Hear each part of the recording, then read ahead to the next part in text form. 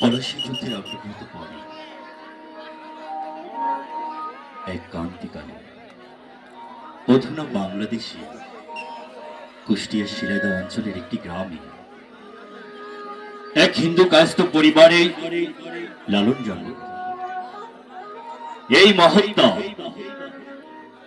রামমোহন কিশোর চন্দ্র সেনের রেডিস আন্দোলনের সমগোত্রীয় ছিলেন, কিন্তু নগর শহর জীবন থেকে বহু দূর গ্রামে অবস্থান করার ফলে অজ্ঞাত থেকে যান। নগর সভ্যতা প্রচারের আলো তার মুখে পড়ে। অবাক বিষয় লক্ষ্য করি, এই মানুষটি নিরক্ষর ছিলেন, কখনো বিদ্যালয়ে যাননি, ব্যাকরণ শেখেননি, কিন্তু পৃথিবীর পাঠশালা থেকে জ্ঞান আহরণ করেছেন এবং মানবিক ব্যাকরণ শিখেছেন।